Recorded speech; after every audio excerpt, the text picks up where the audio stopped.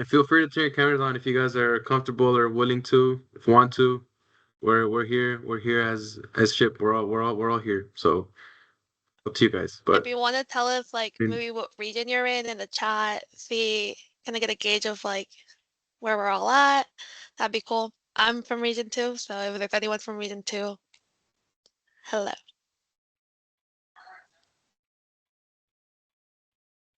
There you go. First one, region 4. You don't count, Liliana. all right. Ooh, I see region 5. I gotta get mine. Where my people's at? Where my Yeah, people's where's region 7 at? I need to see the 7s. Oh yeah. Ooh, someone switched sides. favors you, bro. Ooh. There we go. There we go. I see a 6 in the chat. I see a 6 in the chat. Shout out Thelma.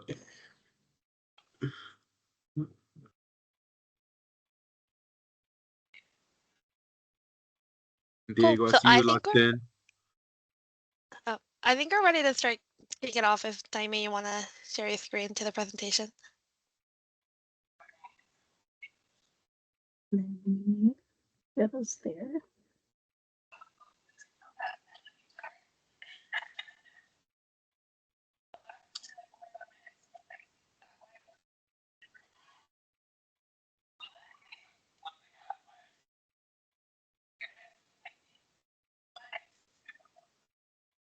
Y'all can see the screen?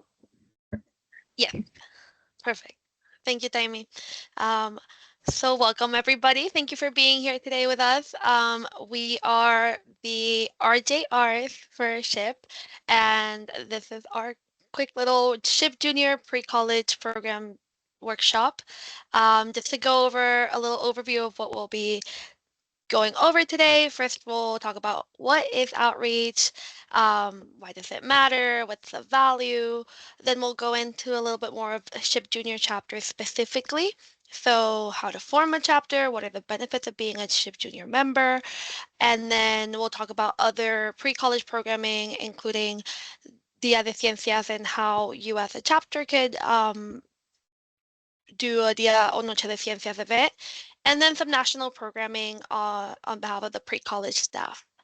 And then to kick off, we're actually going to start by introducing ourselves. So I'll go first since I am already talking. My name is Valeria. I am the RJR for Region 2. I'm originally from Puerto Rico, but I currently live in LA, where I graduated from college. I went to USC and I got my bachelor's in industrial and systems engineering, and I currently work at Accenture.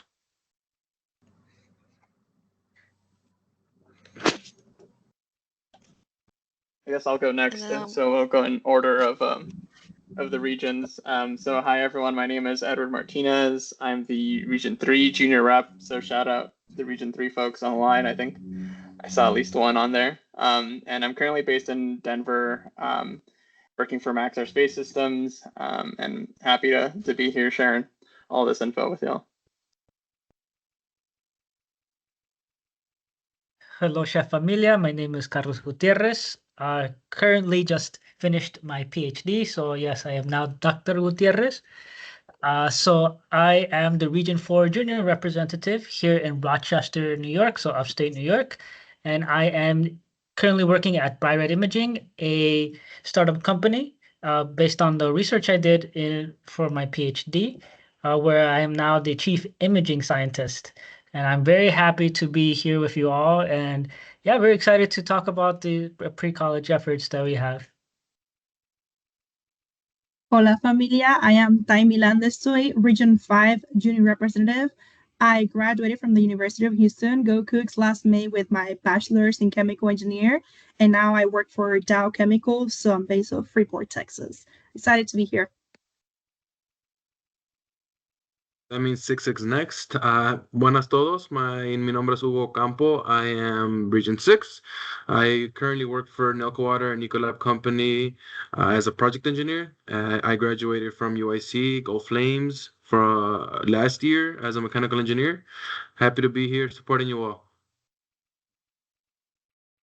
And then out from Region 7, hey everyone, my name is Kevin Rocha. I currently work as a business manager / data analyst over at the Xbox division within Microsoft. If you guys want to talk about anything about gaming, definitely reach out to me. Love to talk about it. Otherwise, yes, graduated from Duke University back in May 2023. And I did a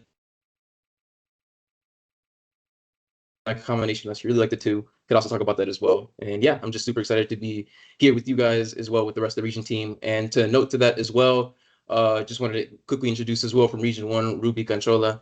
She was unable to make it out here due to some conflicts, but she's very much here in spirit with all of us here as a part of the RJRs.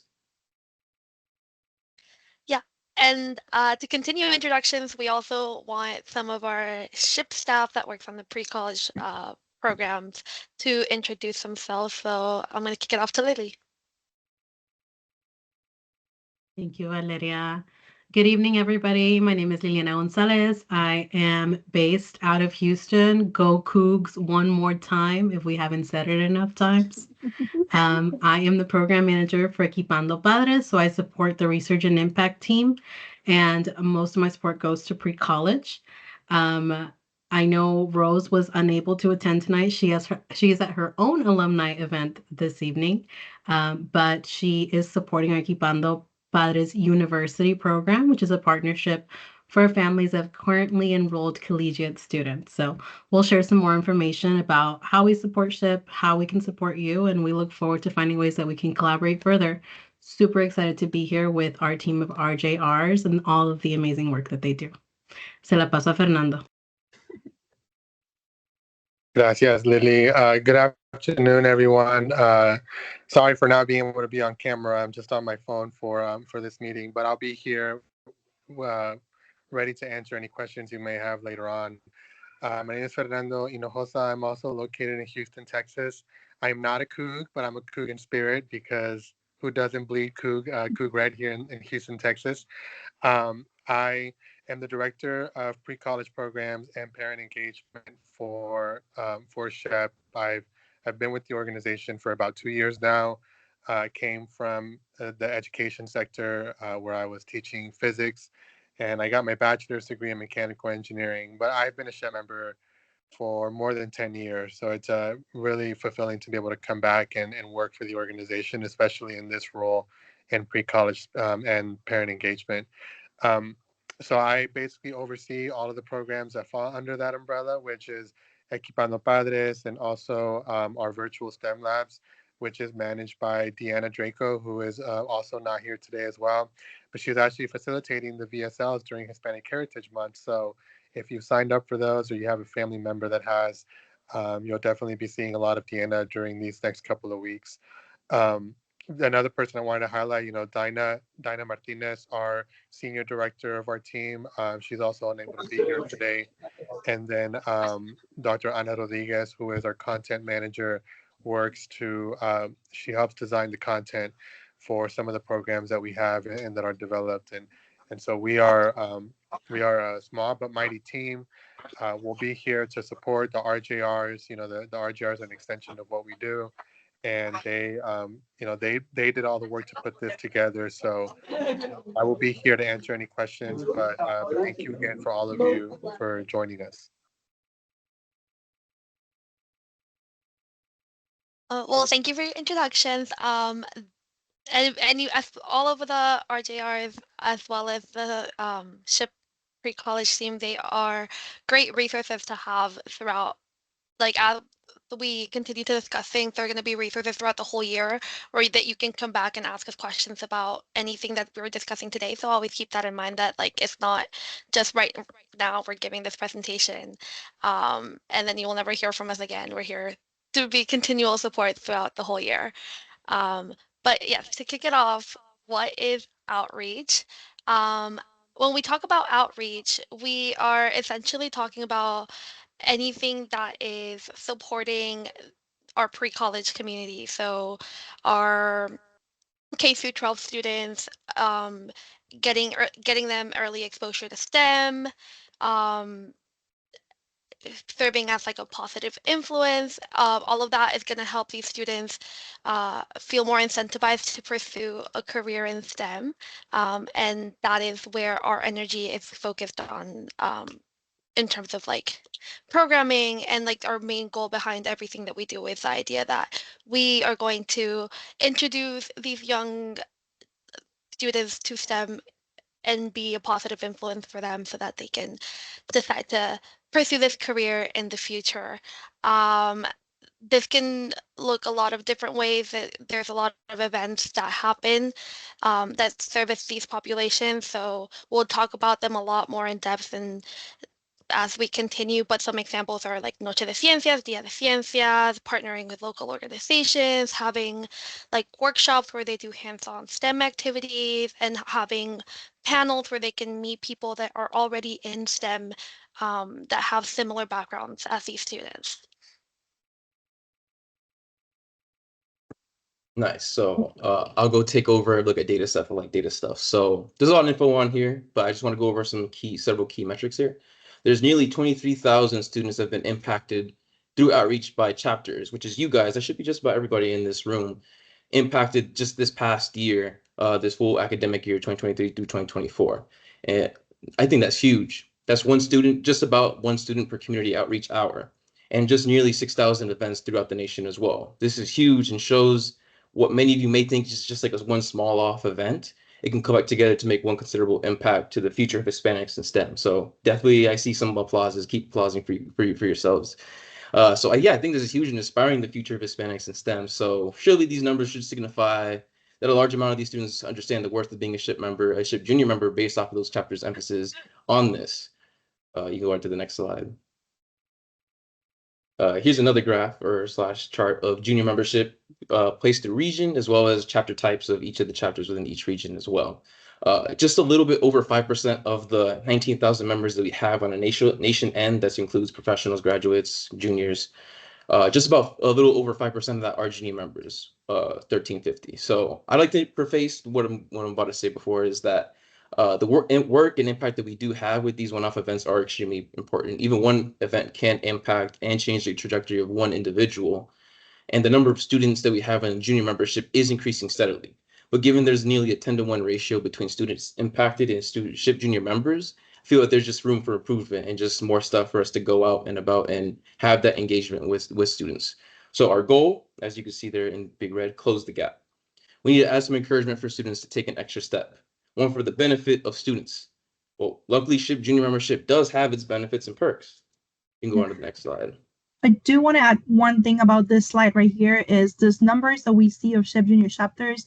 I know for a fact that each of the regions possibly have way more SHIP junior established chapters. So we will cover later what it will take to like register your local SHIP junior through the national level. But just be aware that I know for a fact these numbers are not reflective of all the impact that we're doing in the community. And part of this goal of closing that gap is working together as your RJR with our SHIP junior chairs at the different student and professional levels to ensure that those chapters are getting recognized and are getting registered through the national like paperwork and everything. So we'll cover more of that later, but let me pass over to the perks. Yeah, well said, Taimi. So yeah, some of the perks. So free membership. That's amazing. That's great, right? To note there, to be a nationally recognized SHIP junior member, the student must be 16 years old. That can be a little limiting in ways that you can be at least seen as an official member to be counted towards. But just know that at least on the national end, we're working on this to make it more accessible for younger students to at least be recognized on the national end. And besides, that doesn't mean you can't keep students under that age limit engaged and in the know in what's happening in the local area in newsletters and other different creative ways. Next is the network of SHIP that you're able to engage with as a student. Just as like you do in like on the professional level / the undergraduate level, they have as well. If anything, I feel the SHIP community is actually stronger to get these students on the ground up and running and support them in any way, to push themselves into their schools as well, because they're so young in their career. Even pre-college is the whole form of this event, right? Next is for those efforts that they do have on getting themselves established is they also have available to them a white graduation stole for high school graduation for them, which is available in the SHIP Mercado. Usually there's a link associated with it right there. I think right now it's undergoing maintenance, so remove that for the time being. But once the SHPE Mercado is up, you will definitely be knowing from SHPE Nationals. And lastly, and probably the most immediately beneficial part for students, is to access the database of opportunities available to them specifically with scholarship. So for those of you who don't know what it is or what that means, it's what the name implies. It's scholarships for students, both junior and the college level. In this specific case, talking about the junior level, I'd like to highlight some numbers on this. So we created a special slide just for this.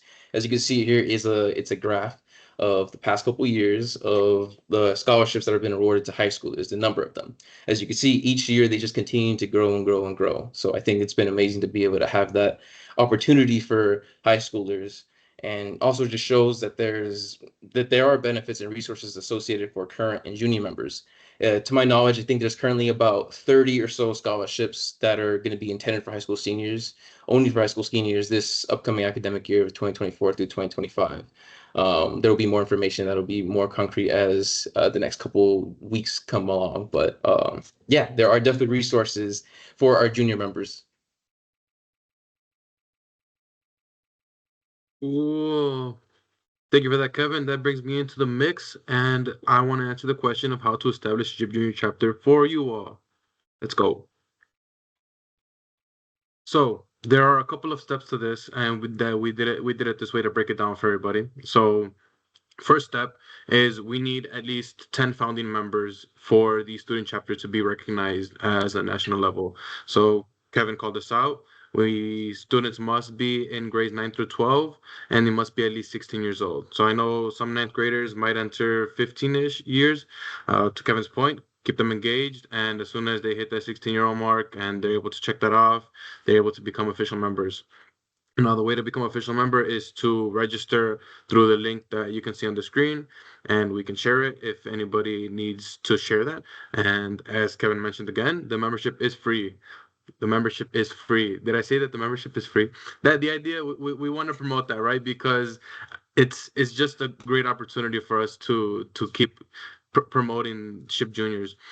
So you can see on the left the kind of it's okay. Yeah, the kind of form that is filled out.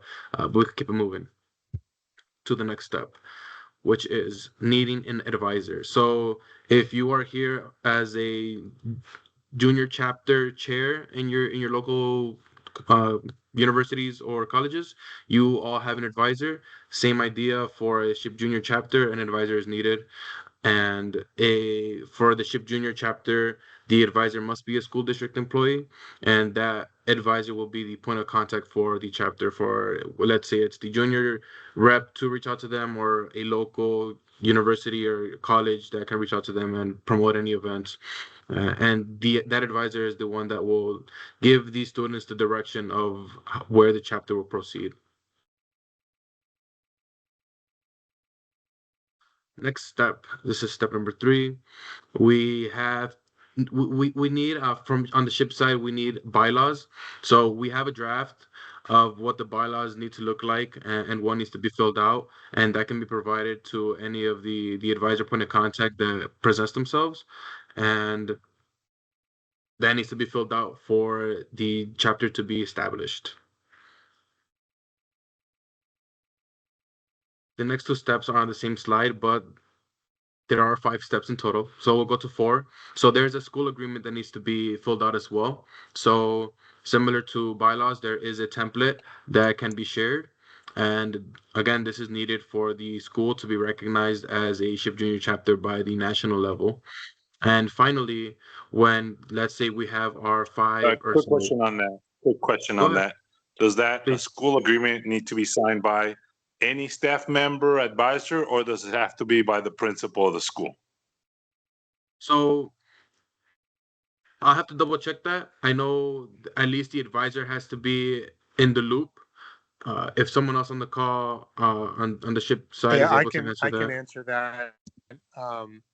Hugo, yeah, I can answer that. So the intention for the letter the letter is so that there is an acknowledgement that the organization is like an active servicing organization or chapter in the school, and that really what we don't want is we don't want SHPE to be worked as a like for it to be a surprise for anybody in the school that they're that they exist.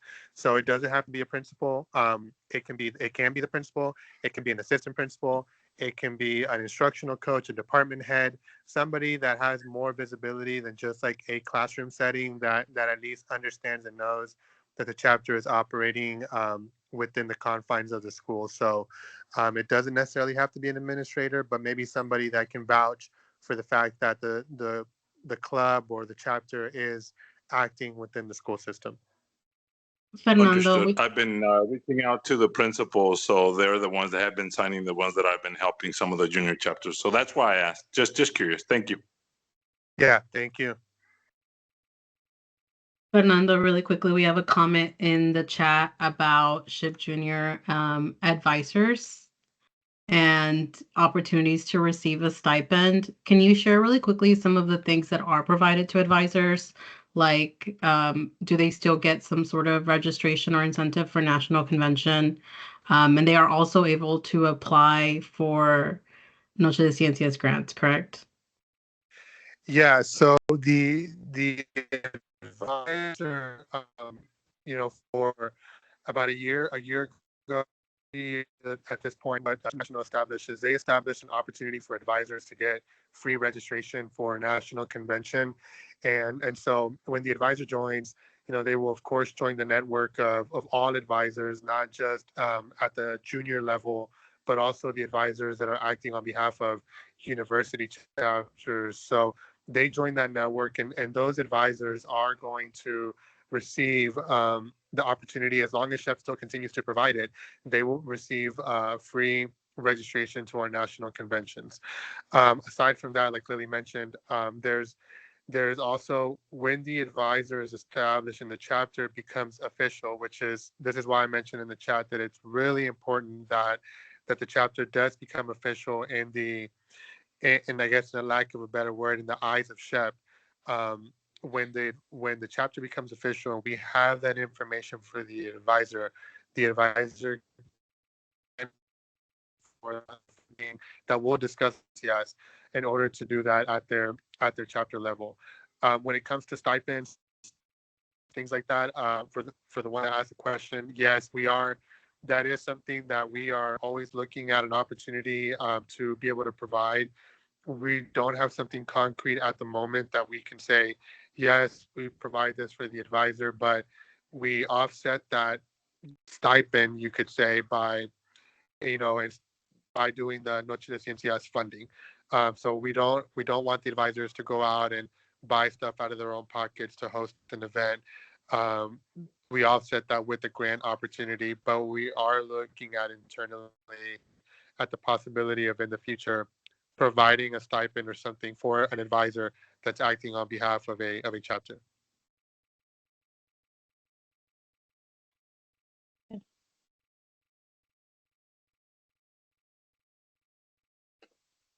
I'll move to step 5, but that does not mean we are not taking any more questions. Thank you for speaking up that you had one, and much appreciated. This is a conversation as much as it is us sharing information.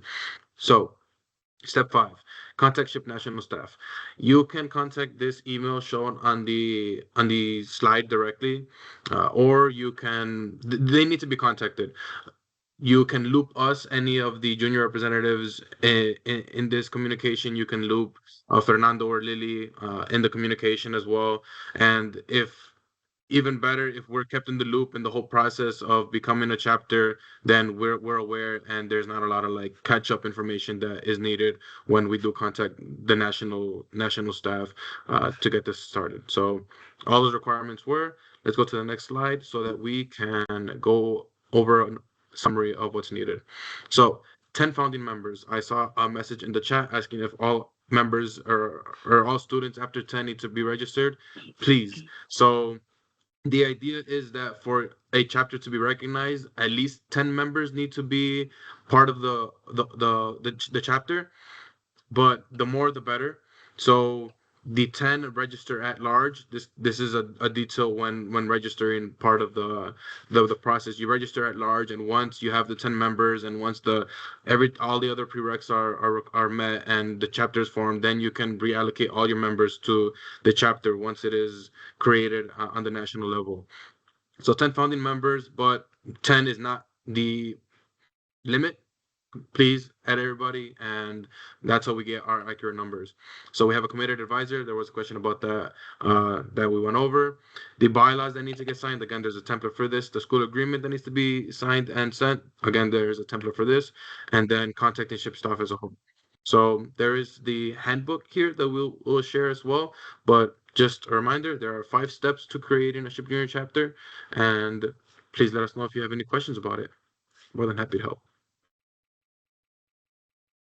Thank you so much, Hugo. And I know we had a couple of questions through the RSVP of how do I start planning for my SHPE Junior chapter? How do I structure my events? What type of events should I be hosting? So this 421 project is something that has been applied for years through the different regions, through different previous SHPE Junior or community outreach chairs. So basically what it consists of is have at least the minimum in the whole academic year. So in this case, from 24 to 2025, a minimum of 4 hands-on STEM activities. These are simple hands-on activity. For example, when I used to be SHPE Junior at the University of Houston, if we have these monthly meetings that we go out and attend, we will have some hands-on, like the most popular one is the spaghetti and marshmallows. Some other ones, we did some coding with like friendship bracelet. I mean, Taylor Swift is a big deal nowadays. So friendship bracelets are always a good hit, and you can teach them coding, some binary coding through this one. So any sort of hands-on activity through any of those monthly or bi-monthly events that you go to these local SHPE Junior chapters and make them with them together with your volunteers from your school or from your professional chapter. The other one is through the academic year. It's highly recommended to have at least 2 mentorship activities. This mentorship activities, it could go anywhere from a career or resume review, having a workshop on how to apply for FAFSA, TAFSA, or scholarships in general, SAT and ACT prep. And then some schools, they have a very well-established like robotics club or robotics program. So having your student volunteers or your professional volunteers serve as a mentor for these students at the local high school level, that also can account for that mentorship activity. Anything that would help you help them. That's how I see the mentorship opportunities. And then a minimum of 1 get out and STEM activity. These are the bigger deal events, the events that take a lot of time to plan and a lot of time to execute. So from your Dia or Noche de Ciencias, or if you want to do a company tour, or if you want to do like a campus tour of the university, any of those highly impacting events that usually is for a bigger audience, usually takes more volunteers and more planning to make happen. That's what get out and STEM activities are. So again, this is a high level, minimum amount of activities that is recommended to create a positive impact in your local chapters. Feel free to modify, feel free to make it unique and that it fits your schedule as a student and as a professional. We know school and work is priority number 1. What you guys are doing in here is a volunteer job. So whatever fits best your schedule and your goals as the SHPE Junior or Community Outreach Chair for this year, this is just a proposal that we put out there. And with that, I want to touch more in that Get Out in STEM or Dia or Noche de Ciencias overview. Here are some of our main logos for that program. So in case you're not familiar with what is Dia or Noche de Ciencias, it's basically an event where you engage with the youth and their parents as well. They usually recommend it to have that parent portion on that Dia or Noche de Ciencias event. And your goal in here is show them what is STEM about. I think I always see this event as if I'm doing it, you can do it as well. So if you're able to push that into a little girl, a little boy, you are making a difference on that night. So usually students or professional chapters, they host this event and they have like 3 main goals by hosting it, which is increasing awareness of the STEM fields and careers, We do that by bringing a panel. We bring this by bringing alumni, students who went to that local high school or that local middle school, and they're coming back and speak about it. Also, increasing participant beliefs in STEM. Again, the whole idea of if I was able to make it, you are able to make it. Everyone belongs in STEM if you're passionate about it. And then, of course, increasing that, like that sense of STEM identity. Something that I want to highlight about Dia and Noche de Ciencias, you don't have to host this at that SHPE junior chapter that you go every single month to. Maybe it's ideal because you already have that audience, but you can always target a different type of audience. You can always go through a kindergarten. You can always go, not kindergarten, that's elementary, to like an elementary school or a middle school or a high school. A Dia or Noche de Ciencias is, if you want to think about it, treat it separate from your SHPE junior chapter. Yes, you can do it at your SHPE junior, but yes, you can also open it to anyone from K through 12 to be able to participate in this event. And then here are some ideas of some events. If you go to the SHPE National website and you type Dia de Ciencias, it's really one of the best websites out there. We just have to be biased about it. And it has a lot of great ideas of some activities that you could do, whether for your hands-on activities, whether for your big Dia de Ciencias and you want to have some like really cool projects or experiments going on. This is the page to go. So here are some ideas, and then we have, again, we will be sharing the slides. So we have linked some really good materials in here. So some examples is how to engineer simple machines. So there's a bunch of kits out there that they will like ship it out to you, and then you will be able to make it together with the kids during this night. Building structures, the kids that I talk about, some research poster competition.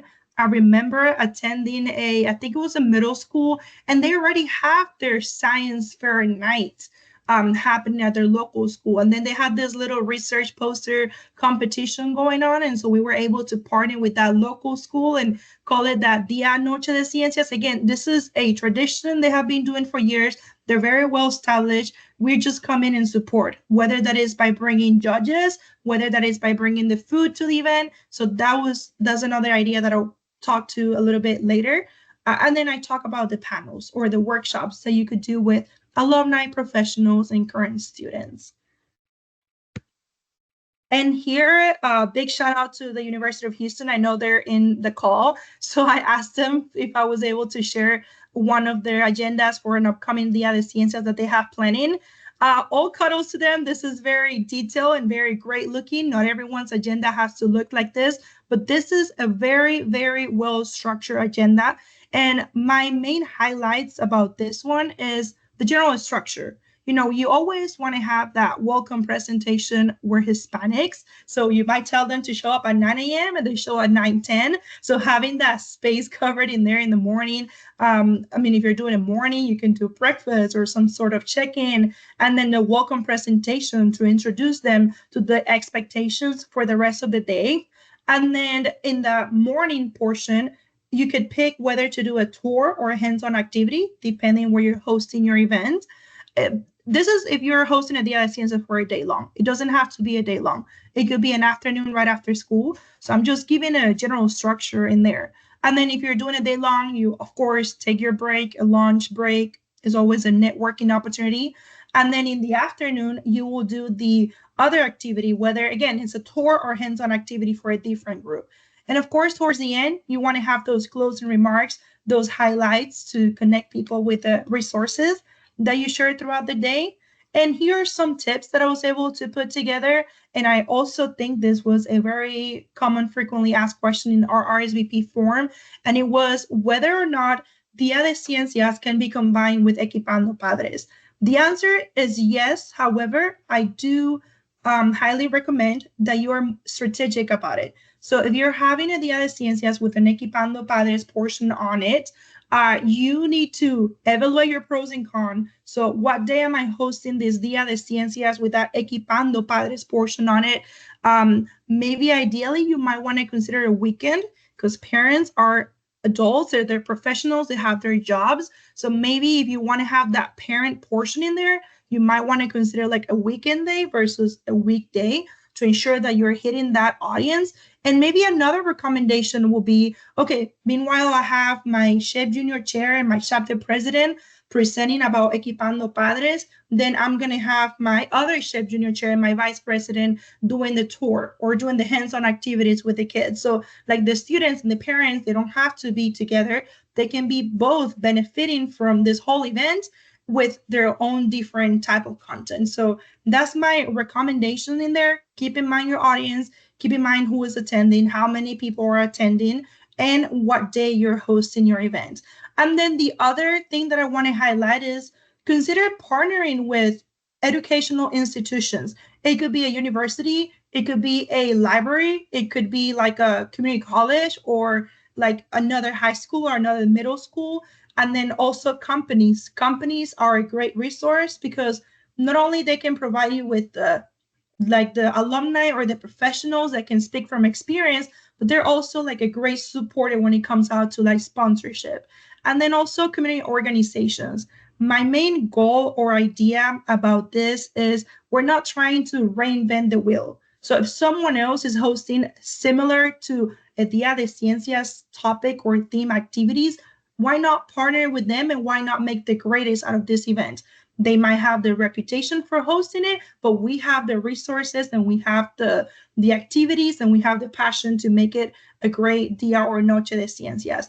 And then the pro tips that I can provide, virtual STEM labs are a great resource. If you have not been able to attend, I will highly encourage you to do that. Sign up your hermanito, your cousin, your tío, some little kid in your household, and do the whole activity through them. It's a great experience. It's also a great insight of like a Dia de Ciencias short term is like I think it's like a 2-hour session or so, but it will be like give you like a great insight of maybe some ideas that you can host in your local level.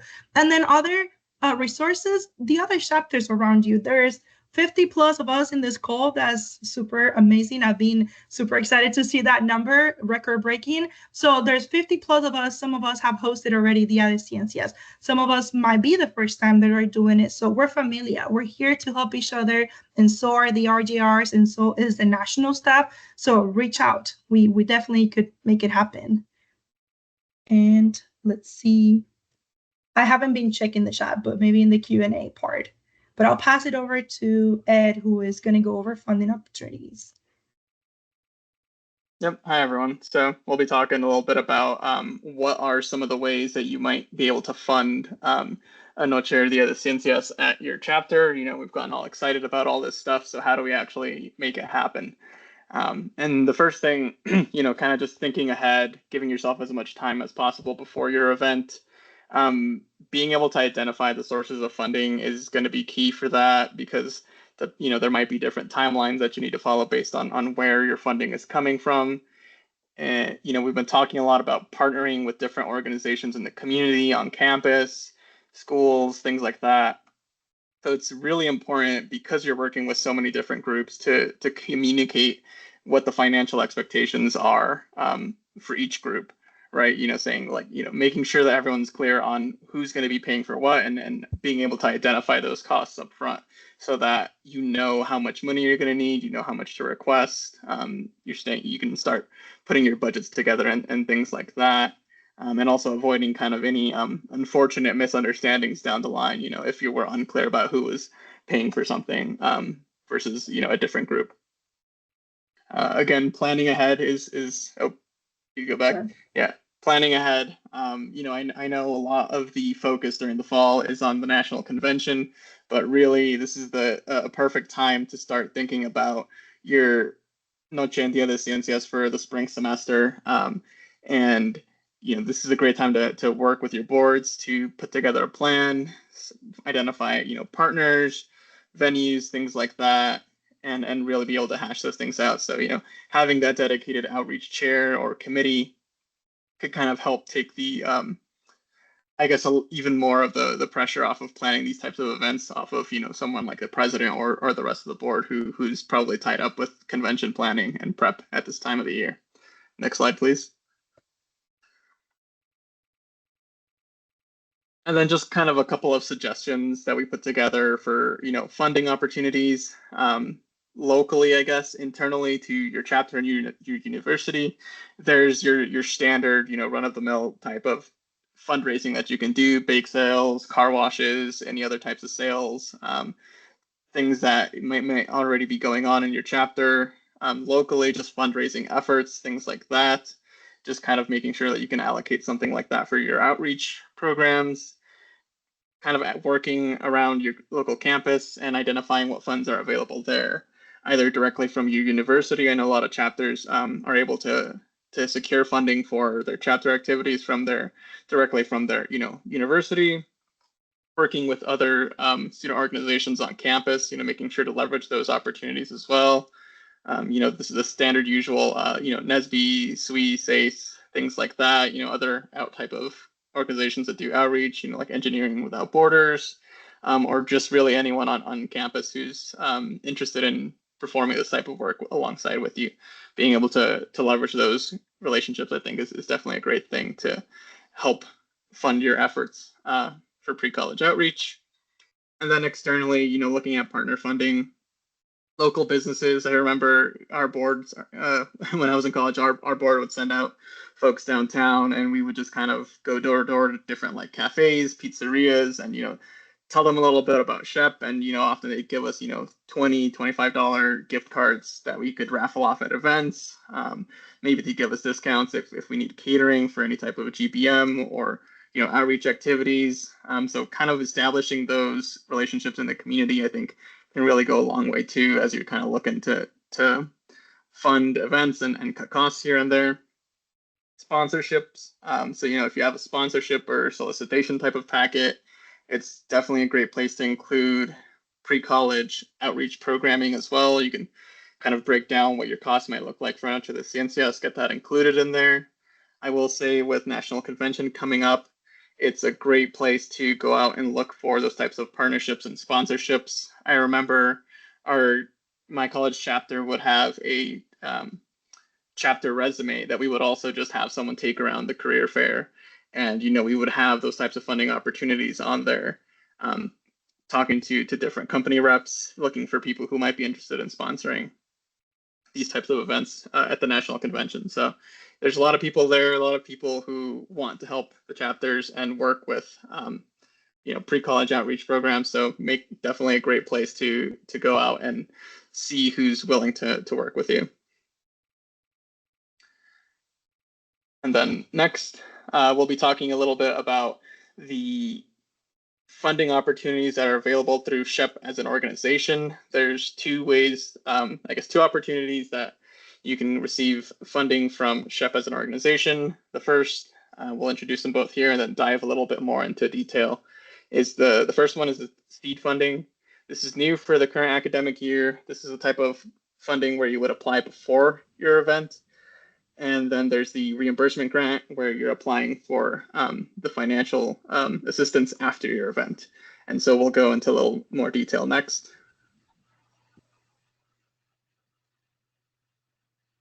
So first we'll cover the seed funding. And this is for chapters that are interested in hosting a Noche or Dia de Ciencias event. And you kind of just need a little bit of help getting things up and running. We know there's a lot of costs associated with these types of events, and so being able to have some money up front to deal with that, can go a long way. And there's up to $250 available through this type of funding. And I guess it's important to note that this is separate from the online form for the grant application that you'll see floating around. Currently, you'll have to reach out to Fernando directly if you're interested in getting this type of opportunity for your chapter. We ask that you include, the name of your chapter, details about your event, like dates, things like that, and then just a kind of a description to help us kind of get a better idea of what's going on. Again, this is new for this year, so I guess I'll ask Fernando if he's got anything that he wants to add for this type of funding.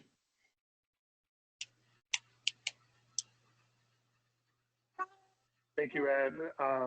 Yeah, the only thing is, again, just like Ed mentioned, please keep in mind that this is for chapters that don't have like any type of funding for outreach events, but still want to do something The goal with this is to really focus on if you are a chapter that you want to start having a yearly initiative of having an event like this, but you guys don't have funding for it.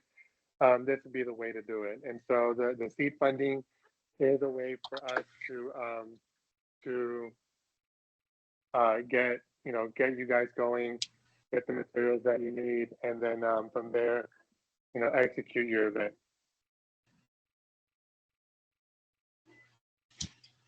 Thank you, Fernando. Next slide, please. And then the second way that you can get funding for your Noche de Ciencias through SHPE is the reimbursement grant. This should be a little bit more familiar to folks. This is a similar format to what was done last year. And so again, this is a reimbursement style grant. So this will be applied after your event. It's intended to cover your actual expenses that you had from the event. And I will note that the applications are live for 2024 to 2025. This does have an online form that you will fill out and submit in order to receive any funding. This is on a first come, first served basis through next summer. And it's structured that it's based on how many participants were at your event. So for example, if you have 50 participants, you're eligible for reimbursement up to $1,000, $2,000 for 100 participants, and so on up to $4,000 max if your event reaches 200 participants. And we've mentioned the Noche de Ciencias and Noche de Ciencias funding page on the SHPE website, and we'll mention it again here because information for both this type of grant and the seed funding will be available on that page. So please check that often. Any new updates or information about either of these types of grants will become available there. So make sure to bookmark that and check back often. Next slide. And so kind of with all of with those different types of opportunities, here's kind of a summary of kind of what you should be keeping in mind at the different stages of planning and execution for your event. Prior to the event, you should be looking to request and save all of your receipts, purchase orders, invoices, anything associated with the costs of your event. Make sure that those, that documentation has itemized costs. We want to be able to make sure that we can identify exactly what the different costs were so that we can keep track of what the costs were for your event. We do recommend that you set up a bill.com account with SHPE for your chapter. This is the fastest way to get the funds from SHPE to your chapter. So if that's something that you're worried about the timing of the fund disbursement, this is definitely something that can be performed ahead of time. If your chapter doesn't have this set up or you have any questions, feel free to reach out to any of us and we can kind of help you get going in the right direction on this. During your event, this is, I guess, something that can frequently be overlooked. Everyone's excited on the day of, is making sure to record the number of attendees, making sure you have, a sign-in sheet so you can keep track of the total number of people who were at your event. As we noted on the other slides, it is the amount of funding that you can receive is dependent on your participants. So this is very important to make sure that you can tally up how many participants were at your event. And then of course, being able to take photos to document your event is also a critical part of the grant applications. So you definitely want to make sure to have those. There are templates for like media release forms available. So if you have any questions about getting your hands on that, or if you need any help putting something like that together, feel free to reach out to your RJR and, we can help you out with that too. After your event will come the actual grant application submission. So, you need to go through and digitize all of your documentation, any paper receipts, sign-in sheets, release forms, anything like that. Make sure that you get an electronic copy of that. So that could be just recorded in general. It's good to have for future planning of events, but also for your grant application. A lot of that will be part of what you need to submit. And again, just reiterating, if at any point during the process you have questions about, what you should be doing, you need help kind of getting walked through the application, questions about after you submit your application, feel free to reach out to your RJR. We're happy to help you with anything along the way, really.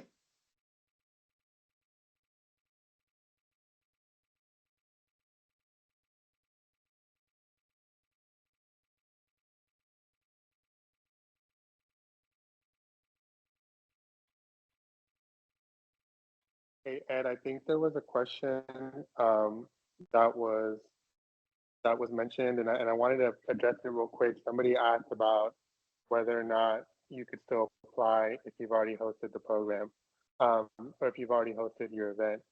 If you're talking about SHPE fiscal year 24-25, and if you are a chapter that's already hosted an event, yes, you can retroactively still apply for the grant.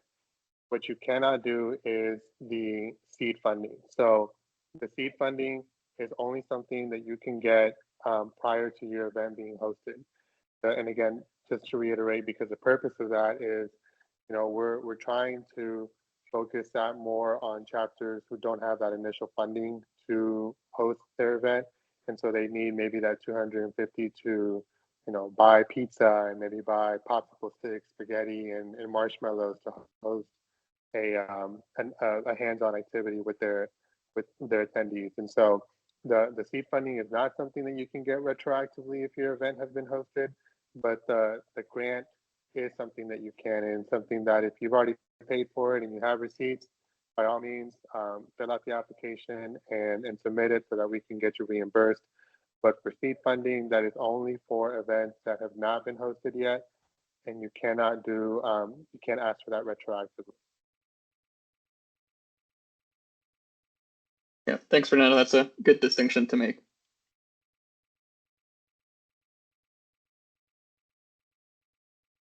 All right. So I was hoping Fernando would leave, but I'm in charge. I'll tell you a little bit about our SHPE national programs.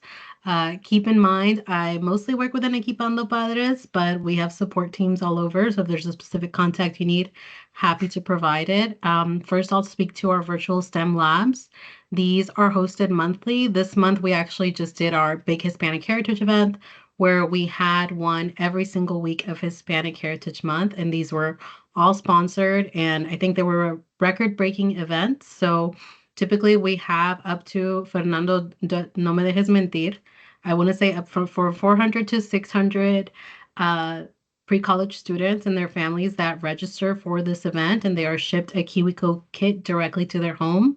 And they're able to log into this event and not only learn a little bit about the industry, but also learn from our volunteers and their own career trajectory and their choices. So it's a wonderful event.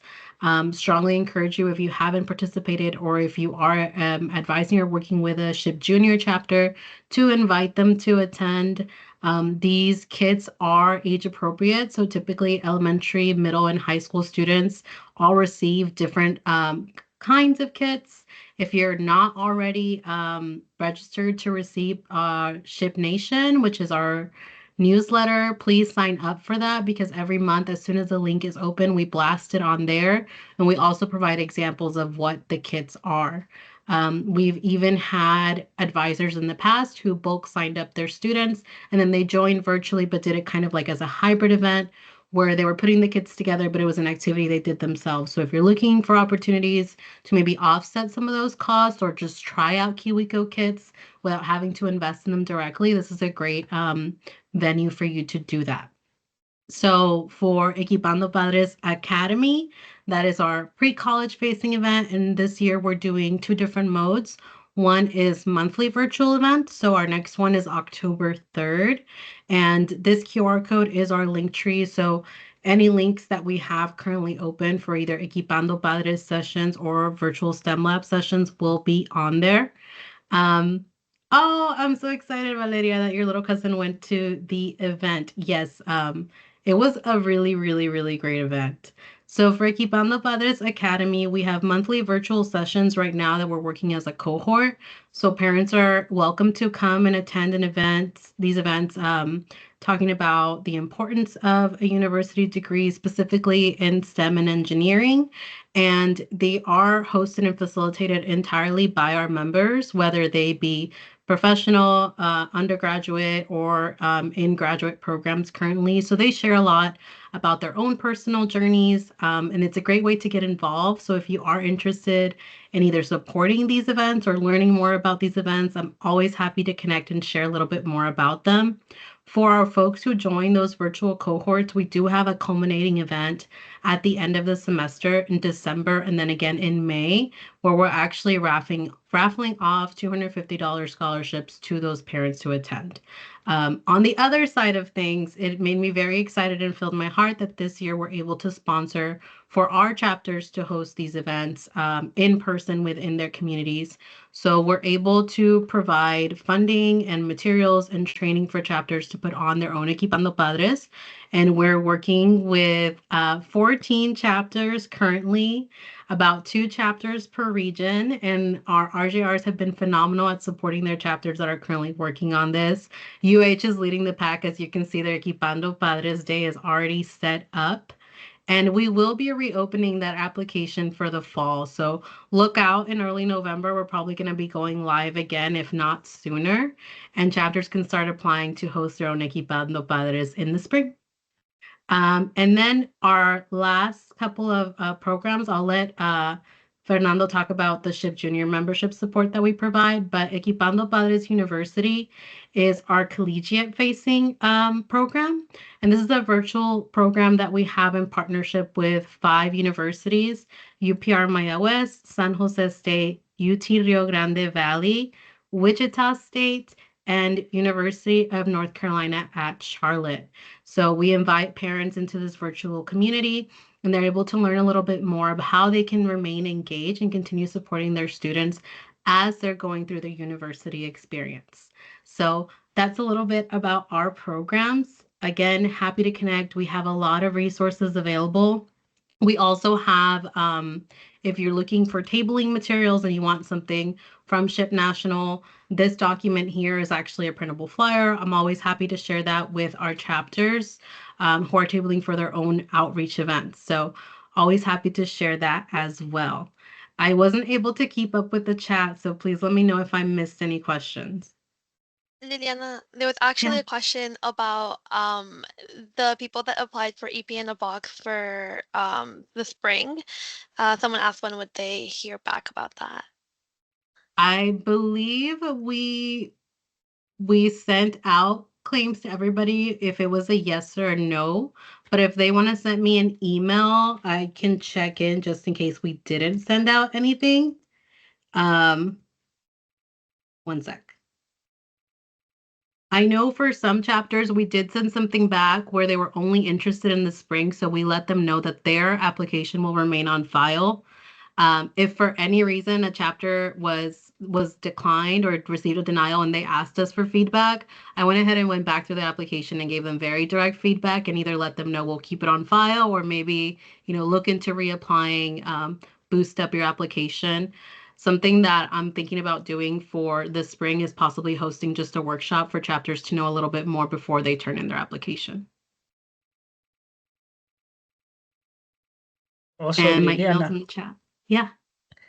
So speaking of the Equipando Padres University, I remember we had some facilitator openings in 2 universities. One was UPR Maya West. And I don't remember the other one, but we are looking for those to help out in events. So if anyone in the areas for UP Maya West and knows someone that would be able to help, please let us know. And I believe the other one was in North Carolina. University of North Carolina, Charlotte. Yep. Yes. So please contact us and let us know if you can find someone to help us out. Yes, and that is rosem@ship.org, or you can send it to me. From my understanding, she was currently interviewing a couple Maya West students, so I'm not sure if they already onboarded, but for sure for UNC Charlotte, we are looking for facilitators, and then we are looking for a university-based liaison. And since this is a partnership with the United Engineering Foundation, we do have opportunity through that grant that it is a paid opportunity for students from those schools to support these events. So if you yourself are working within these universities, or if you know someone who may be a good fit, please, please, please let them know that this is something that's open and available to them. Thank you, Carlos, for reminding me. I promised Rose that I was going to share that. Thank you, Taimi. And the link is now in the chat.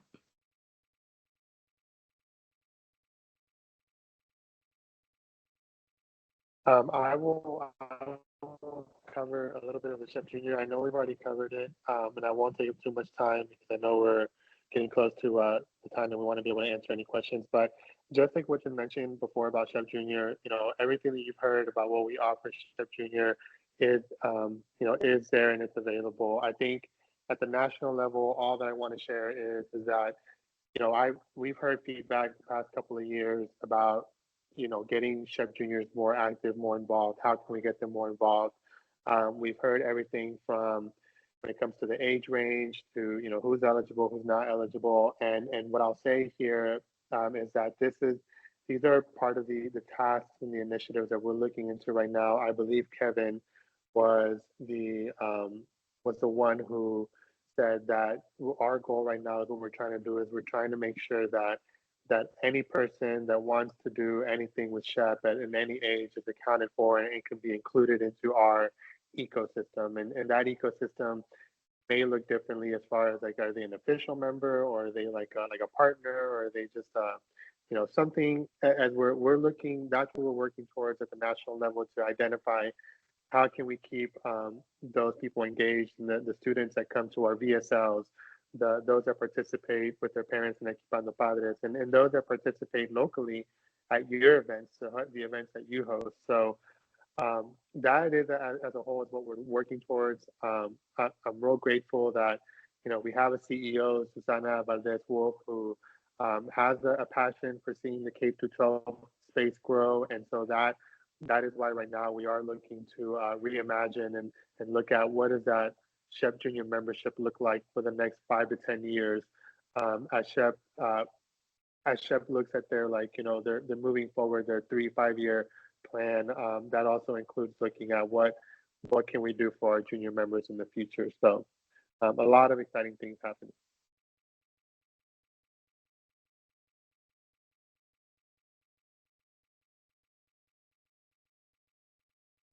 Now it's time for us to talk about any upcoming events that we have.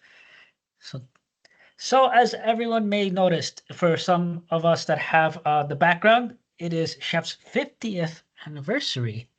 And because of this, we are hosting, or various locations are hosting, some fiestas. So there will be a fiesta near you. So in this fiestas, of course, it is how it sounds. We will be celebrating 50 years of SHPE. And on the right here, we have some cities that we still have to do our fiestas. Just so you know, Chicago is, I'm pretty sure it's booked. So it is booked. But if anyone in the Atlanta area is looking to go to a fiesta, it is free to students. So please help us participate and help us celebrate the 50 years. And any donations or any professional that goes there as well to participate in the fiesta, just know that any of that money goes, or any of those proceeds go to the All-In Relief Fund. So speaking of 50th anniversary, we have the SHPE National Convention. And just please join us in one of the largest gathering of Hispanics in STEM. I know I did see a question there, whether relating to SHPE Junior type of events or track. I know Fernando answered that, but I did want to bring it up again, as unfortunately there isn't anything there at the moment. But those that are attending, just know we are going to be there. They also asked if the RJRs are going to be there. We definitely will be. So please join us. There's various opportunities for those going to convention, not just in professional development, but of course for really diving into other aspects of STEM. So this is going to be an amazing workshop. I'm hoping to see you all there. Typically, every either convention or any other conferences, you can ask all the RJRs. I love to take people dancing. I love to make people dance, so I will make sure to make you dance at convention. So speaking of convention, how do we prepare for convention? Well, several of the regional leaders are hosting various events relating to the national convention readiness panels, prep series, or any of the sorts. So please, if you can, participate in any. Some of these are virtual, some of these are in person. Please ask us all about what of these types of events. For those looking to participate in the Career Fair Expo, or just find a job in general, please here participate in this resume ram up. So here you'll be able to submit your resume, get it checked out, have it all prepared, ready for convention or for any employment that you're looking to have. And I think there will be another one mentioned. I know you guys will see this, but I'm hoping maybe I'll put one. I might be making another one for those that are what we call non-US citizens, and how to navigate convention and the job market overall. So be on the lookout. I myself, being a DACA recipient, I've learned some things along the way. As also someone that's worked with international students, I've helped various ways, found various ways to help out in that regards. So just to recap, we talked about the various opportunities we've had, right? So we have the Equipando Padres program. So these are just some events coming up. As Lily mentioned, we do have some of these topics that are being covered for the fall. So if you're interested more on these topics, or looking to really nail it down, here the list of them. Same thing for the Equipando Padres University. So these are the topics that are being covered here for this fall 2024. And any questions, as mentioned before, email padres@shep.org. And last but not least, we've been talking about it this whole night, but the virtual STEM labs, we are celebrating Hispanic Heritage Month. So happy Hispanic Heritage Month, everyone. And now, of course, unfortunately, the registration is closed for these events, but those that are participating, please make sure to, tag us on social media that you're there, and just overall let us know any feedback that you have, and please just keep up the pre-college efforts. We really appreciate it.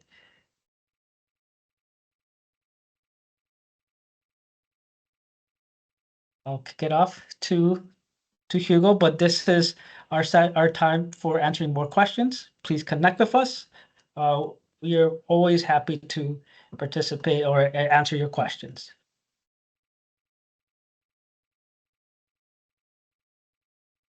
I don't want to get off this slide too soon, but we will be sharing all the slides with everybody. So if you didn't get a chance to scan, you can scan at a later point too, because there's something else we would like you all to scan. Are you guys ready with your phones out? If you don't even have your phone out already, I'm a little upset that you don't want to connect with us, but it's okay. Maybe you're waiting for the slides when you have more time. So if we go to the next slide. Feedback. All right. I think everybody did a great job presenting, and I'll include myself because you always have to promote yourself too and be able to speak about yourself in a positive light. So great job everybody that presented. Thank you for those that asked questions in the chat, asked questions with their mic unmuted. We did come up with this feedback survey for you all to fill out. So similar to the RSVP form that went out a while ago for this event. We would like to hear what you guys have to say.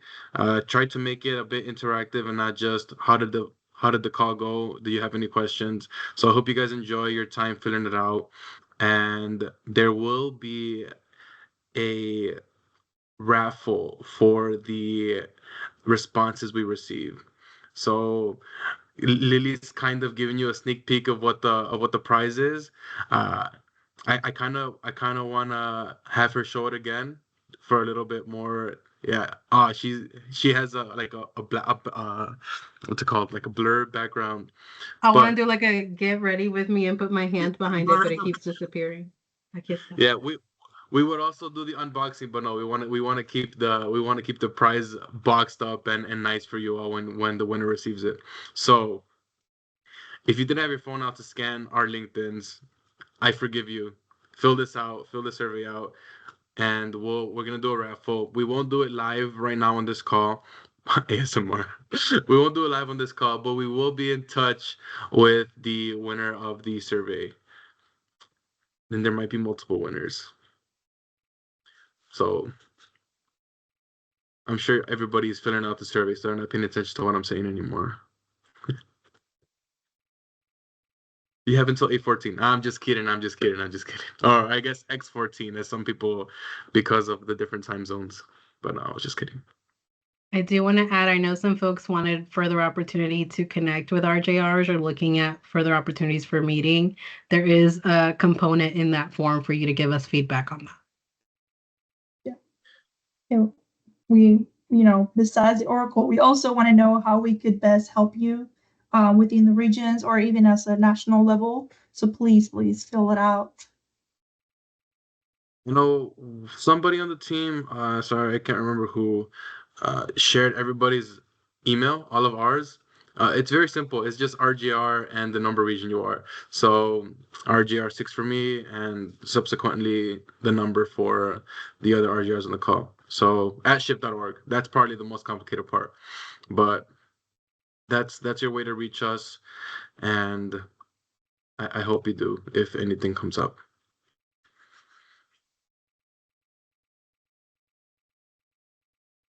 Yeah, Naomi just shared it again. There's Oh, some we don't need questions, to. I guess. People Go ahead, Cesar. Hi. Yeah, I just wanted to clarify something very quickly. I am from UBR Maya West, and I think we already had a liaison for the University of Equipando Padres. His name is Cariel Bulerin, so I just wanted to confirm that. I know if Rose got in touch with you guys and mentioned you that, but we just wanted to confirm if you guys were aware of that, and if not, then we can provide you with information of Cariel. So.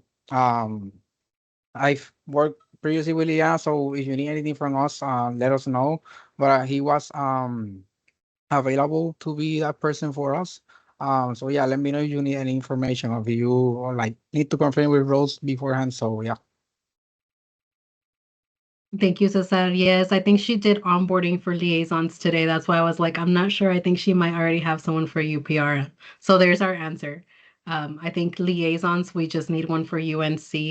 But if anyone's interested in being facilitator, from my understanding, that's going to remain open. Okay, perfect. Thank you. And thank you, Carlos, for sharing the form. I realize, and I try to do this when I share a QR code because sometimes we're on our phones and it's like I can't scan it from my phone. So apologies for not being proactive about that. But thank you, Carlos, for sharing the link. Do we have any more questions? I know we have been answering them through the presentation, but if anyone else have questions, don't be shy. I thought we made y'all feel like familiar over here, so don't be shy and raise your hands. No more demos. So I will say I have 4 responses already. So thank you guys for starting to fill it out. Ooh, 5. Another one came through. Region 5. Okay, Taimi. Wait, but also don't leave because we do need to take a familia picture. It's all about familia. So yes. No se Okay. vayan. Van a dar café where? To the oracles or in this meeting? I don't know, Carlos, what you asked, but or should we do the picture now? So we don't. Yeah, I'm gonna stop sharing over here. And if you feel comfortable, which I hope you do, you can turn on your camera so that we can take a group picture. Please. And let me stop sharing. I'm gonna rep my 7. 3. Oh gosh, let me see how we're gonna do this because there's like 3 pages. We're There's like 3 breaking records pages. left and right. So Okay. let's see. Let me see if I can do So the view not large everybody gallery. has. Okay, a lot of people do have our cameras on. Yeah. Okay. Click view larger gallery. I did. Okay, perfect. I'm doing that, and I see some cameras coming in too. I believe you're sharing your screen still. I am? No, right? Oh no? No. I think she's fine. Don't pose yet. We're waiting for people. Like, don't waste your smile. Hold it. I'm gonna just keep it frozen like this. For real, because like. Okay. No, I was trying to unsmile after you were like, "Don't waste your smile." I tried to be serious, and it was just more funny to me. Okay. I was just trying to. Let me know when you're ready. Yeah. Let me make sure that I can copy. I'm gonna reiterate that a junior chapter is free. I'm just going through the responses. So just a reminder that it is free. That is the cost of a junior membership. It's free. Lily, if you can talk and explain the difference between Equipando Padres Academy and Equipando Padres University. One of the questions was about that. Some people disagree that they understand the difference. So if you could just explain the difference while we're still on the call waiting for that screenshot or picture of everybody. So Equipando Padres Academy is for families of pre-college students. So desde antes de pre-kinder hasta 12, right? Grado 12 o escuela superior or high school or prepa. Como le dicen el CETIS. Do people still say that? So that's going to be for families of pre-college students. And then Equipando Padres University is going to be for collegiate level students or families of collegiate level students at those 5 partner universities that I mentioned. And I know there was some confusion because when we had a pilot, it was called Padres University, pero pues crecimos, which is good. Always improving. Thank you for sharing. Awesome. I have a bunch of images of people on the camera, so I can go ahead and take the screenshot. Y'all ready? Pose with your school sign or your region or whatever you feel strongly about. Okay, I'll do 3, 2, 1. Okay, turn on your cameras now. 3, 2, 1. Balloons. I think I almost got the balloons. Ya está. Perfect. I think I got a good one. Let me just share it on the chat. Keep it. Yes.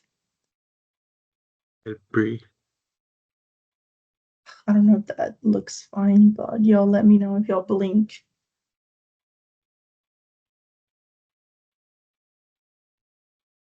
Blink. We Photoshop you, don't worry. Maybe I'm just smiling so hard that my eyes look closed. That's probably me too. Not gonna lie. Okay. Beautiful. Did we get everybody that had the camera on though? I feel like there might be others on the call. Is there more? I did large view when it only shows me 1 page. There's like 20. 20 people? If you're on the call and you want to be in this picture, we can't take a second one and post them side by side. So Carlos, you better don't crash. You're driving or parked. Let me see. Right now there is 20. There's 20 on the screen right now. Is that the amount of people who have cameras on? There's 23 in the screenshot. No one's speaking up. I'm pretty sure that means everybody that had the camera on and wanted to be in the pic is in the pic. Let's do the... Oh, it sounds like it. That's it? Okay. Can't we do the like escuelita mode where it puts us all on little desks? Can you see the what I'm doing? Like if y'all go to together mode, can y'all see my stuff? Maybe. I think we each have to do it ourselves. Okay. Okay, I'm doing the scene where it's like the auditorium where everyone is sitting. I can do the classroom. The immersive space. Yeah. The together mode, I think. Yes, together that's mode. what it is. Yeah. Oh, I see Eric. What's up, Eric? All right, Carlos, I can take another one real quick. Carlos, you could have given us a heads up, bro. Wasn't nobody ready for that one? He took a picture? He did. Carlos is Okay. like, todos cerraron los ojos, cheese. Okay, I can take a picture with the one where like we're sitting in white chairs. And I don't know Okay. which one he took. Okay, again, Oh, one more. ¿Están listos? These are comically Three. large chairs. 3, 2, 1, ahí va. Okay, beautiful. I'm gonna screenshot the whole page for now. Also, Okay. for those who said you disagree in knowing what VSL stands for, that's the Virtual STEM Labs. Answer some of these questions now since some of us are still on. You're giving them more free entrance. Not fair. Okay. They don't need to answer the questions right to be entered into the raffle. But They this is do. just feedback as to how well we presented, and clearly we missed elaborating on some stuff. And Mhm. yes, shout out to Eric Rochelle for being on the call. He is the Vice Regional 6 Junior Representative. So, Eric, you could do a quick intro for those that are still on the call. He's a legend. Very much so. I'm the Vice Regional Junior Representative for Region 6. I was the Regional Junior Representative for the last term for the 2022-2024 term. And I'll be at convention. Hope to see most of you there. Okay. Beautiful. Yeah, If my people, no I know we don't have any more hands up or anything like that. So again, we're gonna share the slides. We'll also post this recording. And then if you have any questions, you have our names, you have our emails. Please reach out. Don't be shy. We're here to help. We're passionate about what we're doing, so we really want you to reach out. I don't know if anyone else wants to add any other remarks. I have a question. Is there any way Yes. in contact with other like SHPE juniors of other universities? Like for example, I'm from Region 7 and I know our mascot's like sharks, and I really thought we could do like a collab with like Discovery Channel with Shark Week, like STEM related. So I just wanted to get with the other Region 7 like SHPE juniors from other The universities. ambition. Yeah. Eric, you have Set homework your to do sights now. high, guys. I love that. That is beautiful. Kevin, you got some work to do to reach out to some people, bro. Yes, I do. I have a phobia of sharks, funny enough, but I'll do whatever that needs to be taken care of. I think I have a contact at that channel. Les voy a mandar algo. Liliana, let's talk. Come on, And that's how you get things moving. Yeah. If we need to meet twice a week, I'll do it. I think Jake Flores has a contact as well. You can reach out to him.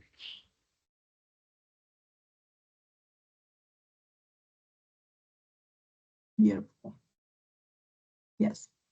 So thank you, definitely everyone for like coming out and interacting with us. It's been really great experience. The RJRs, you'll better stay behind so we can also take a little picture. But bye, cuídense, buenas noches. Bye-bye. Thank you all. Take care. Excited to see you. Bye. Happy Hispanic Heritage Month. All right. Yes, See you, happy- everyone. Thank you for coming. See you at Nationals.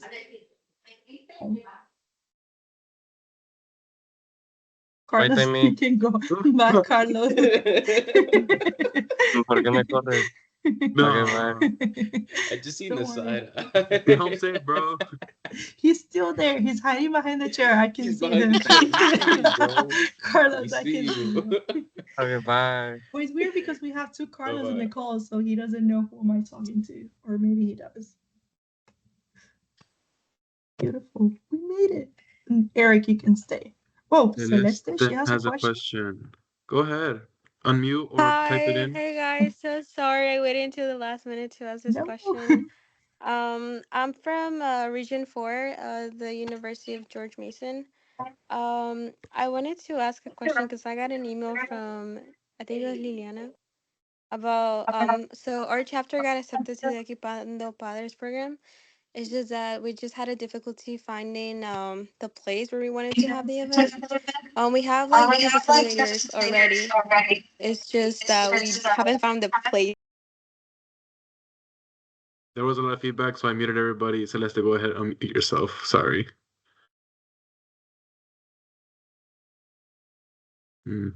Sorry if that backfired. But please unmute yourself and continue asking your question. Oh, can you guys hear me now? Yes. Okay. What I said was we got our facilitators already. It's just that we haven't found the place. Just because the high schools that we reached out to haven't responded to us. So I was gonna ask if there's a problem asking for like an extended deadline because I know it was like 2 weeks ago. Um, yeah. Celeste, hi. This is Fernando. I think Lily might have already dropped from the call, but we actually had that conversation last week, her and I, about chapters. I don't know if maybe she had already communicated that, or maybe she had not heard from you guys yet, and so if you guys have still not secured things by that deadline, it's okay.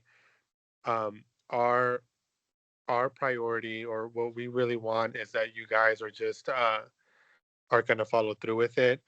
So, if that requires that you need a little bit more time to find the location, that's perfectly fine. If you need us to help you, please reach out to Lily and myself, and just, let us know, hey, can we set up a 30-minute meeting to talk about options, locations? If we can facilitate any type of phone call to maybe help you find a location, we can do that as well. But no, it shouldn't be a problem. If you guys are still actively working on it, it's totally fine. Gotcha. And I'm sorry I'm taking like you guys' time. It's just that there's just so many things, especially with exams week. It's like we've been planning so much on like the social side for SHPE at our university. And I don't know if this is something that has been done before, but our SHPE chapter is kind of small. And we actually came up with this idea of having like a podcast series with a lot of like bunch of like others like feminist group, Girl Up, like a lot of like women, you know, um groups. So I just wanted to know if this like if I could have someone help me on this because I have a draft. We've been working on this for the past 2 years. It's just that it hasn't been started yet. And I feel like we kind of like finalized all the details. So if someone could help me on that and like take a look at the draft or the whole planning process, I would also appreciate that. Celeste, are you looking to expand Feedback. that beyond your chapter, and do something with, like, try to get as many interested people as possible? And the reason why I ask is, if that's the case, I'm not saying any of the folks on this call would probably be happy to help you, and any of them can volunteer and they can say they can help too. But if you were looking for help from a dedicated chef person to reach out to more people, I think maybe somebody in our membership or chapters team may be able to help you, like Anna Patrick or Ashley Tierney. They might be more accessible and might have more resources for you, for something like that. But I don't want to take away from the fact that anybody here could help you as well. It's just, depending on what you want your outreach to be, there's different people that can help. Right.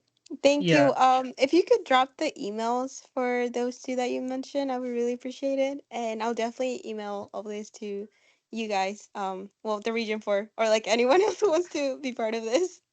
Yes, yes. So Celeste, make sure I'm gonna be meeting with Calvin, our RSR, in a few minutes.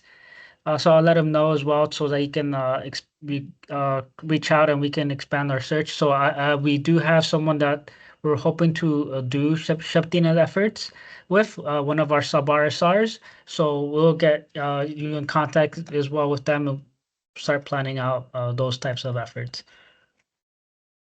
It's funny because I talked to Calvin yesterday. And we're planning on doing the sub-regional meeting at George Mason. So like having University of Maryland, all of that for National Convention. But yeah, Yes. thank you guys. I'm so sorry for taking your time. I really appreciate everything. I hope to see some No. of you guys at National Convention. Yes, we'll see you there, Celeste. All right. Bye, Bye Celeste. guys. Thank Good luck. See you. you.